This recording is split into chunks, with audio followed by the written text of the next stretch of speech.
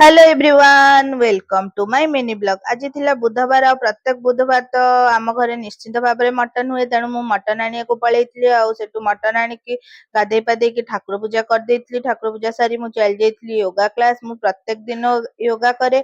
आ आपण माने समस्ते योगा करबा निहाती दरकार, जेहेतु स्वास्थ्य पय बहुत भलो। ता संगे मु आज आनिथिली, देखंतु एटा होची पोबता माछ। आमर तो एपटे पोबता माछ कहउचंदी, आपन पटे कोन कहउचंदी निश्चिंत जणेबे। आ ता संगे किछि देसी कंटिया आ जल्हा एमती छोट छोट माछ आनिथली, ताकू सब भजा भजी कर देइथली। आ एटा गोटे बड़ खासी आनिथली, एटा बढ़िया तरकारी हेतला, बढ़िया टेस्टी भी लागुथला। आज ता संगे आमे खिया पिया सार देई 5:30 पाखा पाखी आमे बाहरी गलु टिके मूवी देखिया को। आज धुरंधर 2 रो मूवी देखिया को जाउछु। एटा हमर जो सुपर मार्केट अछि बिग बाजार, तारी ऊपर एटा खोलची पाखा पाखी 6 मास हे गलानी खोलिबार।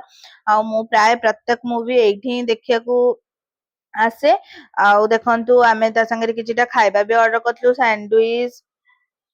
तार पर्सनाली मसाला मैगी मते बहुत पसंद। मु जेतेबेले गले प्रथमे मसाला मैगी ऑर्डर कर दिए। आउ मु तो धुरंधर 1 भी देखिया को जाइथली। आउ मते पर्सनाली दीटा जक कंपैरिजन नु धुरंधर 1 बेसी भल लागिथिला। आपण मानकू कोटा भल लागिथिला मते निश्चिंत भाबरे कमेंट रे जणेबे।